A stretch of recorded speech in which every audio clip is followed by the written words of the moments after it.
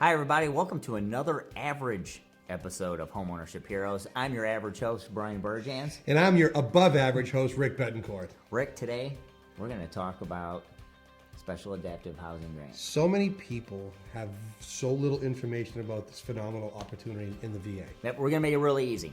So, you've been in this game long enough, working with a lot of veterans in the military space. It's only a matter of time before you have somebody ask you this question, right. How do I get one? How do you get one? And the reality is, it's not about, the process is not that difficult. My advice to everybody watching this is if you have a veteran who wants to apply for one of these, have them registered e-benefits, okay? Important. Very important, register in e-benefits, and they can request the grant through the e-benefits website. I personally have been through this situation with a client a long time ago and actually got to walk them through from start to finish. The process does take anywhere from 90 to 120 days. So keep this in mind. If you have a customer who wants to buy a house, and they want to buy a house, but they're thinking to themselves they need to have some modifications done in the house to make it a little bit easier for them due to their disability, it's not going to get done in time. You have to actually own the house. Correct, yes. And then apply for the benefit. Yep. So with that in mind, setting the proper expectations with your client who wants to have this grant, and then for them to understand that it's going to take anywhere from 90 to 120 days, maybe longer, in order to be able to get this grant. Now, people sit there and go, well, how do we know how much I get?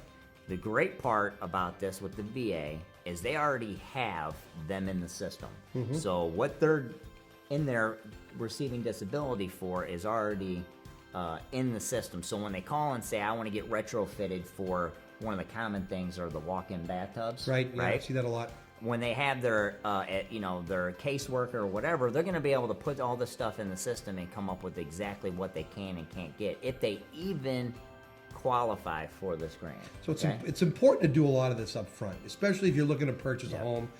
It's very important to get on your e-benefits and begin the application process because, I don't do a lot of these. I don't have a lot of experience. Bryan has done this numerous times. So if you're looking at buying a particular house with the expectation that you can do a specially adaptive grant to refix the bathroom, you may only be entitled to say $5,000 or $6,000. It may not work for that house. Yeah. So that might not be the right house, right? So I would definitely recommend getting all of that work, all of that paperwork, the application process upfront done, started, well before you begin this home buying process. Yeah, and again, you don't have to do it yourself, Mr. Loan Officer, Mr. and Mrs. Realtor. You know what I mean? You can push this on to your client and have them help themselves by registering at e-benefits and applying for the grant themselves, okay? It makes the process a lot easier, and it kind of just takes it off your table, okay?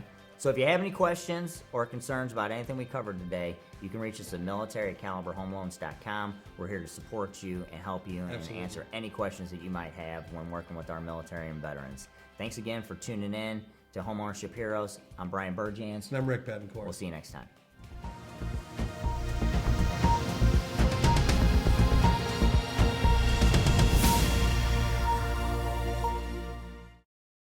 Everybody, there he is!